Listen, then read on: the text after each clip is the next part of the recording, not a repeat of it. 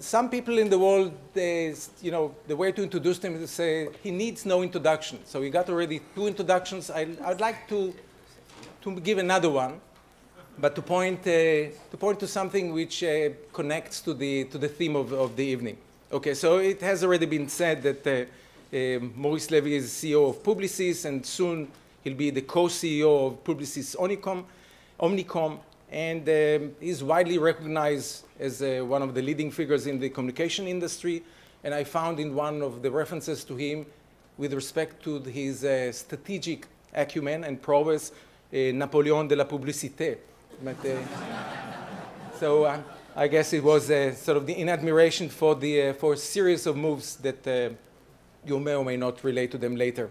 He joined Publicis in 1971. There's a long history, and I could tell you, you know, about what he did, but I'd like to make sort of an interesting observation.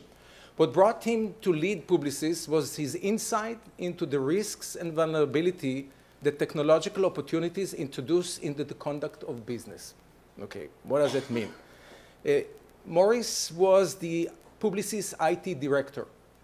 Today, we would call him CIO, Chief Information Officer, which in the industry known is career is over.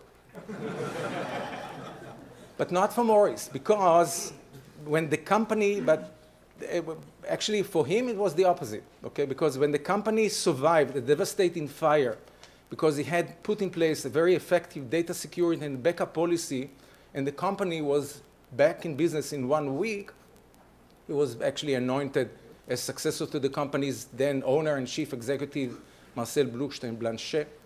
And he moved very quickly into the heart of the agency business. At some point he says that he has passion for business, although he's educated in informatique, in information science or information technology.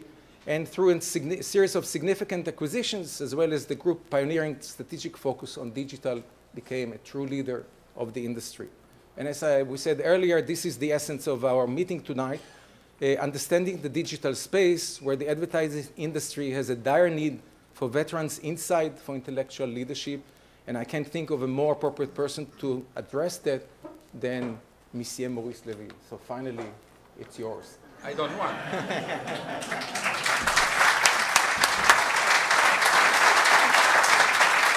Okay. Change of the guard. I'm not sure I will do it now. Yeah. Too late. Yeah. I don't know how to thank you, everyone, for your very kind words, and I'm not sure that all this introduction is really deserved. So it's making the challenge a little bit more difficult. By the way, this system is not working very well. You cannot put your papers, etc. Anyway, we will do it this way.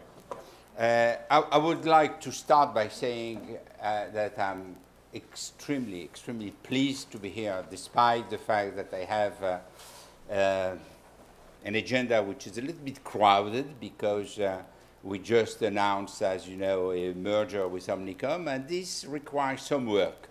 I don't know if you, at the business school, you learn a little bit about mergers and acquisition, but getting two very large companies together, one of 70,000 people, another one of 60,000 people together, require a little bit of work. But I promised that I will be here, and I'm here. It's not like some people who say, thank you. And I love to be here because it's a country which is very dear to my heart for a lot of reasons, some familiar reasons, some reasons which have little to do with my family, but a lot to do with my roots, which, by the way, I discovered is approximately the same. Mm-hmm. I will try to give you a feeling of the challenges that the advertising and the marketing segments are confronted with when it comes to digital. So I have prepared a presentation, as you can see, and I will have a few words on how digital is impacting marketing and communication. Then I will show you two cases which are interesting to illustrate how we are using digital in some areas. And finally, and if we have time, I will be very happy to take some questions. But the best thing is that I have decided to change the organization because I was not pleased with the organization. I will be sitting in the panel, so you can save your question for the panel, and I will be part of the panel. So let's start with the impact of digital, mobile, and communication and marketing. So it's much more, where are they, the students? Where are the students? We have mature students. Ah, okay. There are some. There are 3 students. Good. No. When I was about your age, I must say that it has been said I have been educated in IT. So I have an engineer degree, and I was supposed to know a little bit about computers. And I must say that the IT of these days has very little to do with the technology as we know it today. And the only thing that I have got from that is, first, it is complicated, and second, it becomes obsolete quite quickly. And if you keep this in mind, I think these are 2 drivers which will help you a great deal when it will come to understand the strategy and to make some decisions, knowing that anything that you will be doing will be obsolete pretty quickly. So you have to think about the fundamental strategic aspect. And when we look at all the changes which are happening in the digital field, some people could say, anyway, we have been used to a lot of changes since ever in the advertising world. This is the way advertising works. And you remember that display and press since the 19th century, radio in the 30s, surveys in the 40s, TV in the 50s, and the first digital tools have been used in advertising end of the 70s and beginning of the 80s. So we could say, as this has happened all the time, what's new with this and what are the differences? And in fact, digital brings 4 differences and 3 challenges to advertising and marketing, in my views. Don't worry, I have some slides. I will show you the slide later. But you have to deserve them, and you have to listen a little bit to me first. What are the 4 differences? The first one is about blurring.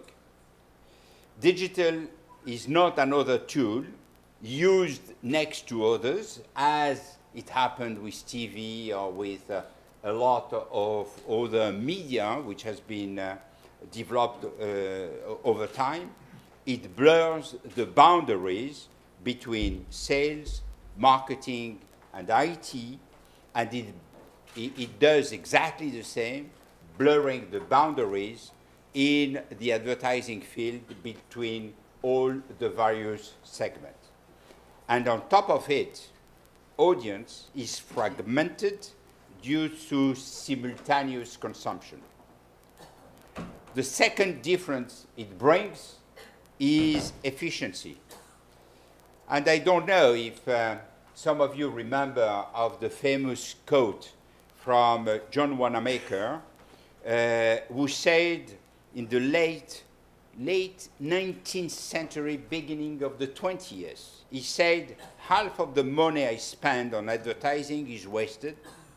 The trouble is I don't know which half. As opposed to traditional media, digital limits the waste because you get instant feedback, and if it's not yet the advertising holy grail that we are all looking for, it is getting closer to it. The third difference is something that I don't dare to comment here because I understand that the Mossad is doing exactly what NSA is doing, which is about privacy. So I hope that I will be able to fly back to Paris. And this is the flip side of the improved efficiency. You buy online, you use a GPS-based service on your smartphone, and as a consequence, it's doable to know a lot about you and much more than you think. This is a very powerful trend, and people complain about cookies, but at least using cookie is something which is also limiting the intrusion because we don't send information or advertising that you are not using or that will be useless for you. New technologies might prove much more intrusive, whereas I do think that we have to be more productive of the consumer's data. I spoke to Obama, Hollande, and Merkel, they all agree. The fourth difference is the pace of technological change, which is absolutely unprecedented. Technology now changes every minute. This is a challenge for big corporations in general and for advertisers in particular. Some companies didn't adapt quickly enough, and as a result, they greatly suffered from it. Remember the position that Kodak had, HP, Dell. I'm very sorry for Michael, but he had to take his company private in order to re-engineer it quietly and to take the hit of all the changes in order to become again a solid competitor. To a lesser extent, Microsoft. But in the media, Newsweek has disappeared, the Financial Times Deutschland, the Washington Post, which has passed into the hands of Jeff Bezos, and we see a lot of changes in the music industry, where the changes have been absolutely fantastic. These are the four differences, and they are there for a long time. So we have to have this as milestones when we are thinking about a new strategy and when we are building a new plan. We have to think about this because these are trends which are there for the future. Then I said there is three challenges. And these challenges are not advertising specific per se, but they are particularly pressing in our industry. The first one is that you have to take into account what is happening in the real world. Hierarchy or matrix approaches belong to the past. All these organizations that we are used to work with are really something which is a reminiscence of the past. They will still live for 10, 15, 20 years, maybe in some organization, but they are reminiscence of the past. The client is for good at the very center of the model. That is what we call empowerment, and I will come back to this when I will make my presentation. The consumer's behavior is changing radically in this digital era, spurred by two engines, sharing and instantaneousness.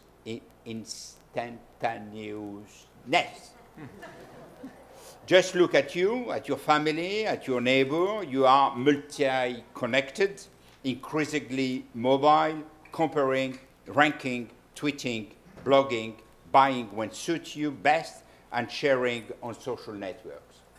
You have not a sequential approach, and we are not doing this like in the good old days where we had the time for work, then we were having a good time in family, and then seeing or watching TV quietly, and then going on vacation. All this is now totally blurred also. The consumer expects the offline world to mimic the online world in terms of flexibility and of service quality. As a result, ad agencies have to stay attuned and to be able to discuss with individuals in a personalized relationship. The second challenge is to revamp our organizations toward more transparency. The rise of blogs, social networks, Facebook, Twitter, LinkedIn, but also dedicated corporate social networks and their sprawling developments thanks to smartphones boosted horizontal relationships with clients and with colleagues. It also called for more transparency, not only because there is WikiLeaks or I don't remember the name. Snowden. Edward Snowden. Moshe Snowden. You will have one here. His first name will be Moshe. This is what you told me. Huh? Moshe Snowden. So, and this will call for more transparency. You will have to face the fact that everything that you have in your computer one day can be downloaded, and you will have to explain to the world why you have taken such decision.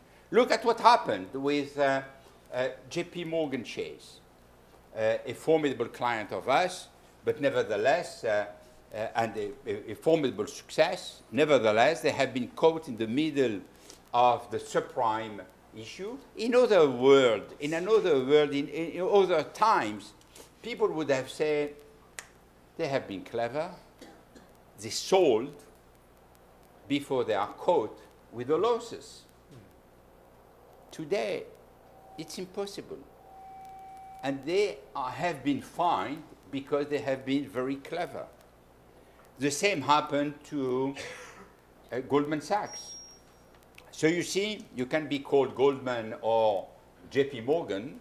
This makes no difference when it comes to transparency. You need to be more transparent, and you have to be absolutely prepared for this new world. The third challenge is the collaborative revolution through the multitude. Social networks are much more than incremental innovation. They are a social breakthrough that opens new horizons. I suspect that everybody in this room is familiar with Woise. I have heard about it. In fact, I must say that I got a presentation in Paris at a time where they were looking for investment, and unfortunately we couldn't invest. This collaborative GPS-based navigation system for smartphones that Google acquired for more than $1 billion. Mm-hmm. You're happy with the acquisition? No complaint. And we can go through a lot of things. At Publicis, I wouldn't say understood because the word is too strong, but we had a feeling quite early on what this digital revolution will bring, and that it was not just a mere extension of existing marketing approaches, and it was absolutely key to cope with these three challenges, and the sooner the better. And that is the reason why we have invested slightly more than $3 billion on digital expertise, acquiring Digitas, Razorfish, Rosetta, Big Fuel, LBI, and many others, in order to broaden the skill set and to make sure that we master this activity as well as we do when it comes to media, to creative, promotion, or other tools.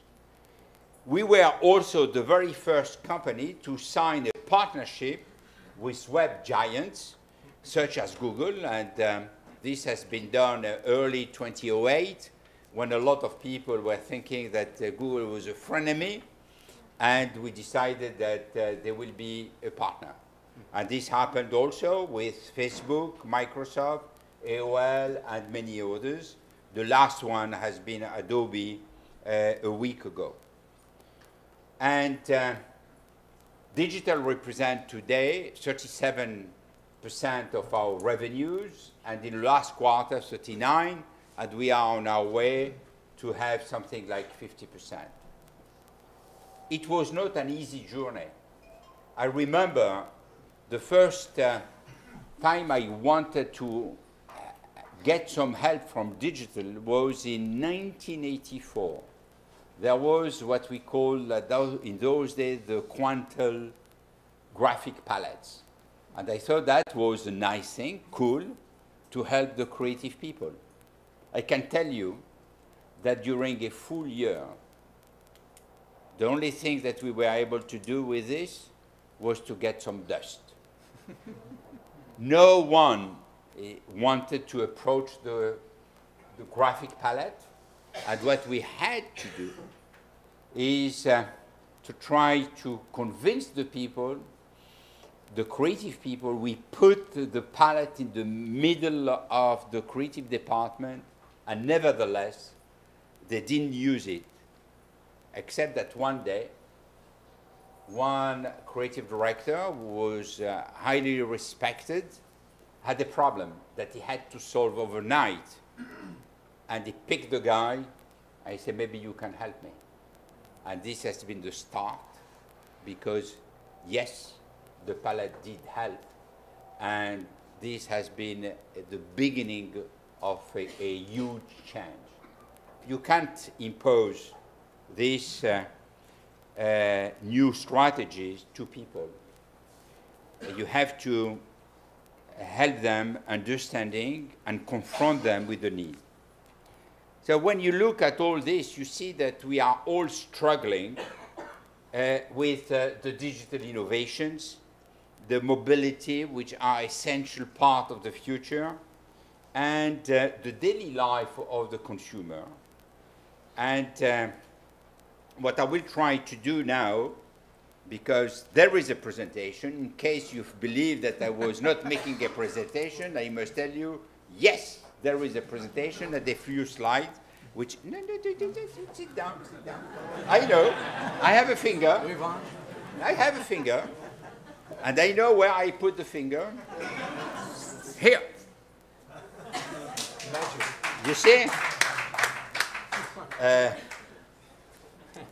So, if we are serious about the future, I must say that digital is no longer, and this is very surprising for somebody who has spent $3 billion in investing in digital, is no longer the only and the key question. It has been 20 years since Netscape browser and the start of digital marketing started. Consumers in many markets have so absorbed technology and devices in the way they shop and behave that some marketers have begun to believe that the digital era is over, since it should now be all merged again. We are hearing everywhere digital first or digital at the core, loudest from those who are the least digital. And digital is not only about technology. Digital is above all a mindset. It is about a whole new way of thinking, about marketing. It is a world where brands matter. When I say brands, it's not me, a brand, it's the brands. Insight matter and storytelling matters. But the way brands are built, stories shared and insight extracted and leveraged are different from the past world. Yes, brands, storytelling, insight, but no to the same way of doing things in a connected, empowered, self-marketing, mobile age where commerce will be baked into more and more marketing interactions. We are in an era of empowered marketing because we are in an era of empowered age.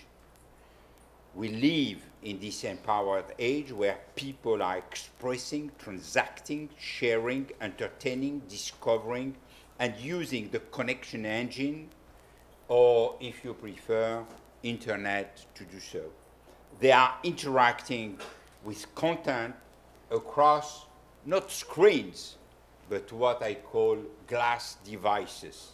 Google Glasses, soon Samsung watches, iWatches, Xbox, phones, TV, tablet, computer.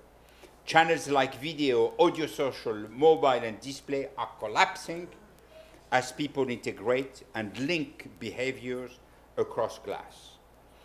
What they really seek today is seamless inclusion, simplicity, value, utility, and services.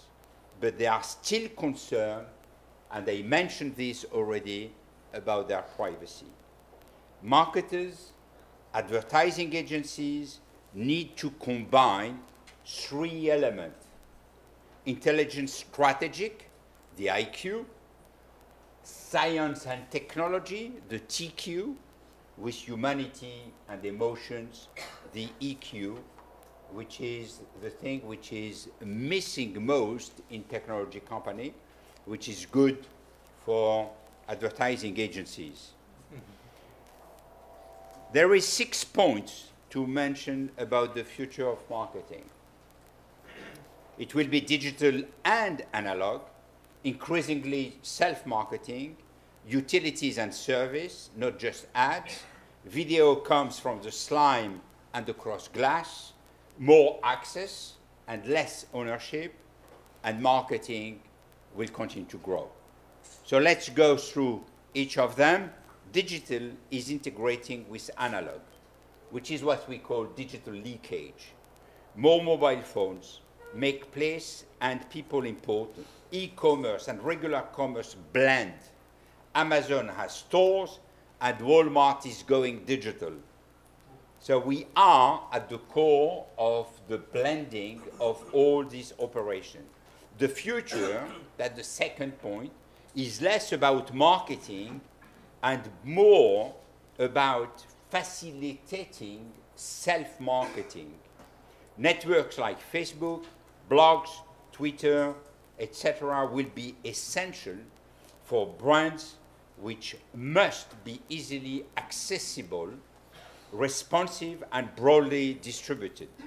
In a transparent world, authenticity will matter most. Third, act, not just ads, will be key, less about messages and more about content, about curation, creation, distribution. Brand services such as Amex, Open Forum, and Nike Fuel brand, mobility and API will allow new ways to tell stories, engage, and deliver. The future of TV will come from the slide, IPTV, and must be multi-glass. Look at Amazon, YouTube, Netflix, Twitter. Look at the 13 to 18 years old who watch more internet TV than TV. A world of on-demand, multi-glass, screen devices. I have already mentioned most of them, connected to each other, but also to devices like cars, as we do know. 5, the future will be about more access and less ownership. Consumers increasingly want access to content, Spotify, Netflix, rather than just ownership, and they don't want to pay for, by the way. This will also be true in the world of big data when we will come to this. It will be how to access and combine rather than own the right data in real time to help deliver services and predict consumer behavior. 6, and the last, why 6? And I'm always using 6, I'm sorry, because of publicis. In French, it's publicité and 6. That's the reason why I'm always having 6 points. Some people have 5 fingers, I have 6. Marketing is a growth game and not a share game. Don't believe that the pie is finished and it is in a world of finitude. It is in a world of infinitude and will continue to grow. It's not about sharing a pie, it is growing the pie. And this is something that we will see more and more, and you will have a demonstration right now. There is 4 pillars of growth. The first one is commerce. And an empowered commerce, or what we call Commerce Plus, which is a €1 trillion market. So we are not speaking about small cookies. It is a real big show, and the future is really there, and we see more and more brands, and people are using traditional channels, testing their product on internet through e-commerce. Content, for which we expect 100 billion, and this is data-driven content. And this is something which will generate 100 billion opportunity, and it has been measured very seriously. And there is, in our world of advertising, the new what we call the next generation storytelling, which is the new way of telling stories in advertising. And it is just beginning, and we can expect that this will continue to grow, and we expect this to become a 500 billion market. So we have the 3 major pillars. The one which is missing is emerging markets, making up for an enormous amount of the industry's future growth. In fact, the next 2 billion consumers will come from these emerging markets, which are China, India, Nigeria, but a few others too, and they will be interested in utilities and services and not just advertising. People who think that we are in a process of evolution, that our business will just be an evolutionary business, are unfortunately wrong. At least when it comes for businesses, and particularly advertising agencies and marketing services. We are at the core of a transformational era. Ad agencies, large tech companies, management and strategic consulting, technology services, and outsourcing are blurring. And we see competition coming from a lot of areas. And as you can see, it's an area which will be enormously crowded, where frontiers are blurring between IT, sales, and marketing. However, there is a shared DNA regarding business and marketing transformation, and there are 4 key elements in my view. The technical expertise. We cannot be content with having just people who know how to do display or how to do a nice ad. We need to have some true experts which can take us to the next level and which can bring in a lot of innovation. Out of the 20+ thousand, there is 25,000 people working in digital. We have more than 12,000 people who are really expert with a master or PhD degree. Scale will be more and more important in a world of big numbers, because with big data, scale is of utmost importance. Platforms, we see that We are using common platforms with competitors.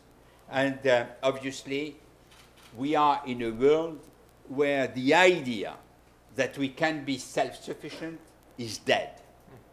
We are in a world of collaboration, and we have to collaborate, we have to partner with partners who are better skilled in some areas. So don't try to do everything yourself. You have to accept to share the expertise and to learn from others. Just one word on the fact that if we look at what we have done, and I will not go through all the details, but digital is embedded and has to be embedded when it is not yet in all our operations. And we cannot treat digital as if it was just a technique in all the standalone operation. But we have more standalone operation than the others because we need to have access to competences in order to change our world and to change the way we work. So if we look at what happened in the past, and for too long, marketers and ad agencies have defined themselves too narrowly in categories as product companies, service company, media agency, creative agencies, PR agencies, marketing services. We have to do our revolution as Tel Aviv University is doing its revolution, which is break down the silos and work together. All these definitions were before we entered into an age of digital leakage, where media and creative and technology blend, where barriers between industry leak, where the world for marketers include the worlds of commerce and content, where Google and Facebook and Twitter are no threats, but great opportunities. It is an era where you have to think with a fresh sheet of paper and with courage in order to attract, retain, and grow amazing talent, which are very different from the talent we used to have.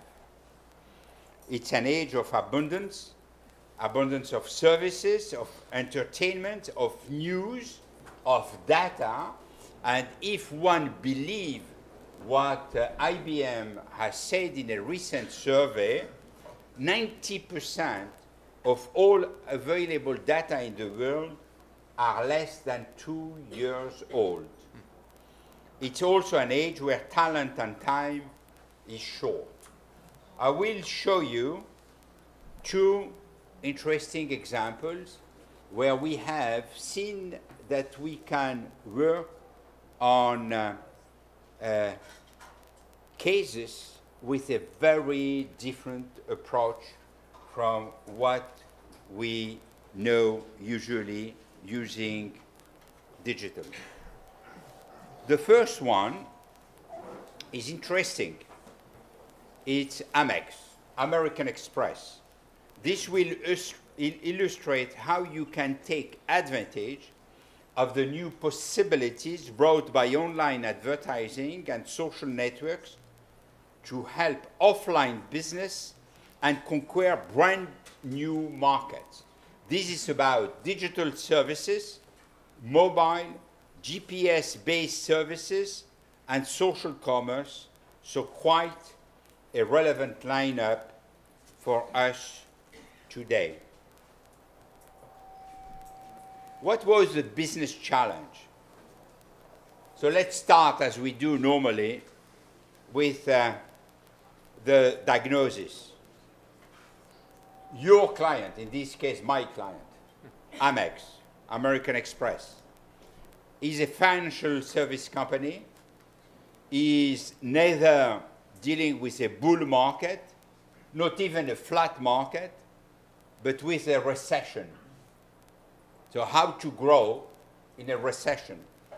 Besides this, there is another issue, which is that financial services are at the core of the blame of the recession. Everyone believes that, and they are right, If there is a recession, it's because of financial. And Amex, therefore, can be either blamed or be helpful. They have decided to be helpful, and we help them to be helpful. Where can growth come from this environment? 55% of the US economy is driven by small business. Amex is not a traditional partner with small businesses, but it is a very material growth area for them because we live in a recession world. So how can they take share from the competition? So it can therefore try to strengthen its partnership with those small businesses, and this is what we decided to do. The business opportunity is to help small businesses do more business. How? Instead of looking for business for themselves, we suggested, Amex, to help the small businesses to do more business. Help your client, and your client will help you. And as Amex is a financial company, they can help it. So what have we done? We have created an event which allows Amex to connect with a very large number of small businesses and to be labeled as a small business partner. Hence, the idea of Small Business Saturday. Here it will not work. Shabbat is closed. So don't try to copy it the same way. Do it a Thursday or a Sunday, which is an American shopping day held on the Saturday after Thanksgiving during a very busy shopping period. There is, for the people who are familiar with the US economy, there is what we call the Black Friday, which is the Black Friday, and there is on Monday,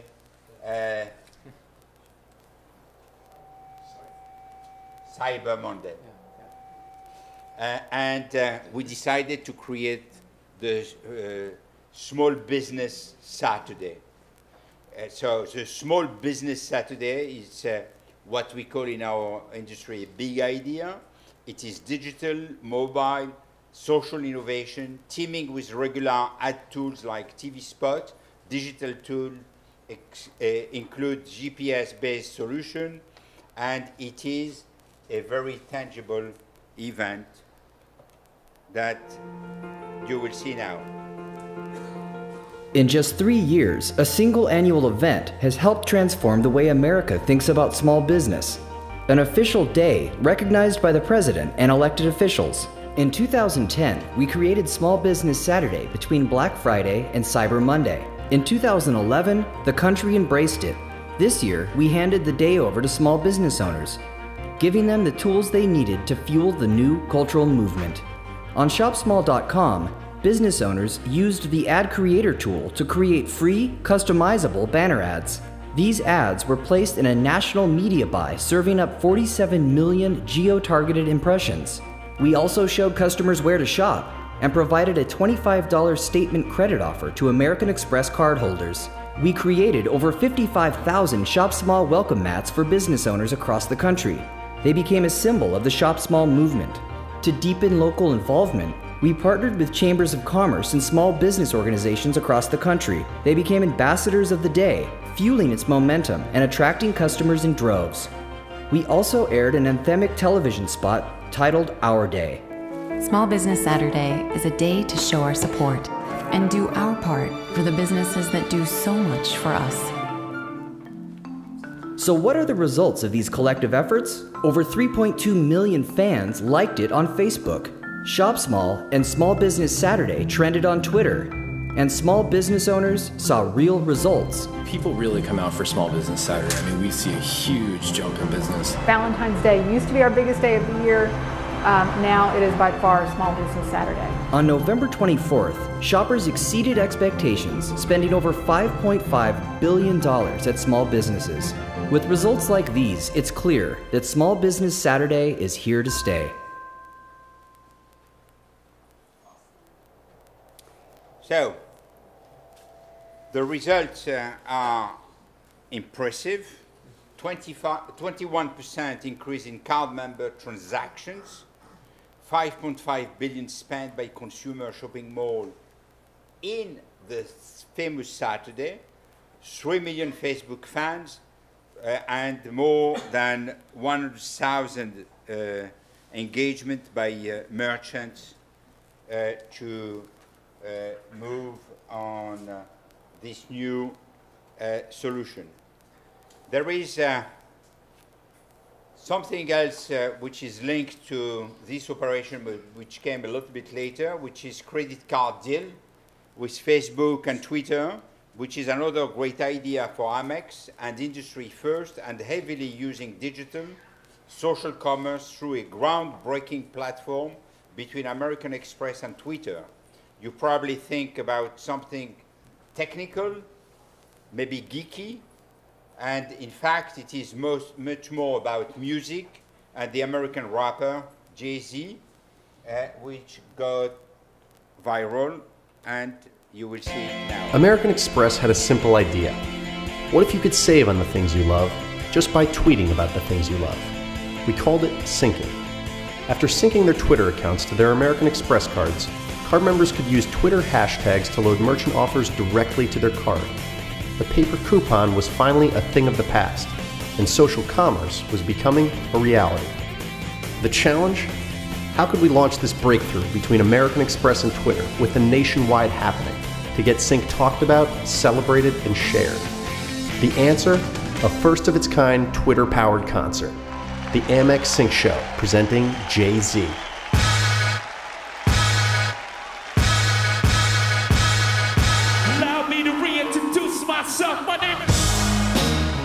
Live from South by Southwest.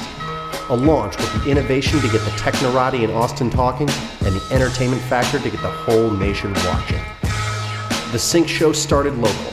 All over Texas, people were discovering the power of tweeting and syncing with American Express. In fact, it was the only way to score one of the coveted tickets to Jay-Z. And syncing would reach millions more across the country through a groundbreaking live-streamed digital concert that got better with every tweet. Just by tweeting, fans could control cameras, request songs, even design the official concert poster. And with the entertainment came a valuable education. Fans learned how to turn Twitter hashtags into merchant deals throughout the show and continue to use Sync long after the final encore. At the Sync Show, a new social commerce behavior took a huge stage. Devoted fans of the music became diehard fans of the technology overnight. From the moment people flew into Austin to South by's final day, Sync was the talk of the town and the country.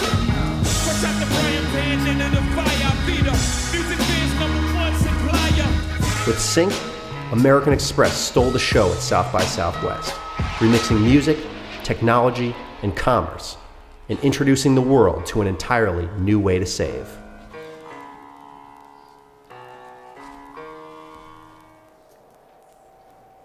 This shows that, in fact, everything is blurred, and if we want to be successful, we have to mix the various media and the various technique, and this has been an industry first with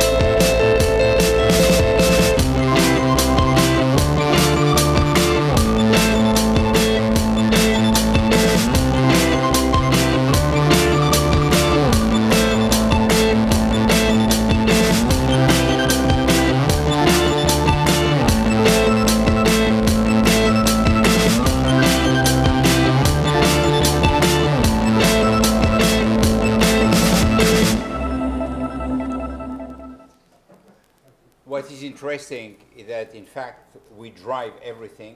We do the sales, we do the marketing, we fill up the planes by using and adapting permanently the marketing based on the information that we are gathering. So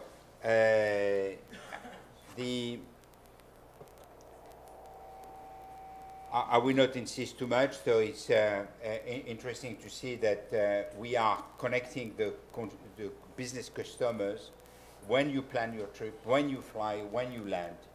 And as I have been already quite long, I will not go through the details of plan, fly, and land, but I will do a private meeting to the people who are interested for that. And I would like just to say that the conclusion is that this transformation that has been thought has helped transforming the business from number 9 to number 3. Revenues per ticket are up 40%, which is not small cookie. Return on investment is up 68%, and media costs are down 13%. So this strategy has proved being very successful. In terms of takeaway, I think that this case clearly shows how powerful an integrated digital strategy can be for a brand, for a company. It is not becoming digital for the sake of becoming digital. It is about using digital to transform the business. The last slide, so you can feel good, it's finished.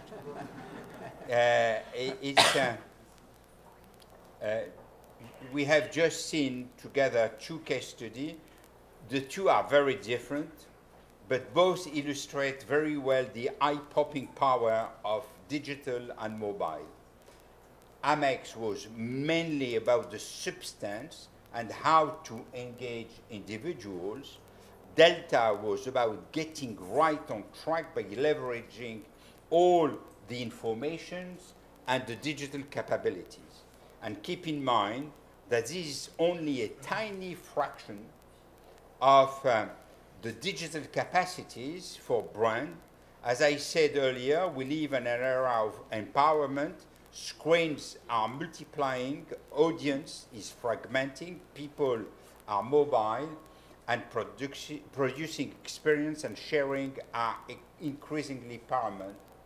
And above all, scale is key. At Publicis Group and tomorrow Publicis Omnicom, we try to be innovative, inventing, and using all possibilities of digital communication and technology capabilities. We could have presented many other cases. The fact that, for example, we have created a showroom for Audi where we don't show cars and where we sell much more cars than in any other showroom of Audi. And there are many other information that I could have given. This is endless. I have, as you have understood, a passion for these new trends, for these new avenues for the future. I'm sorry to have been so long, and I want to thank you for your patience.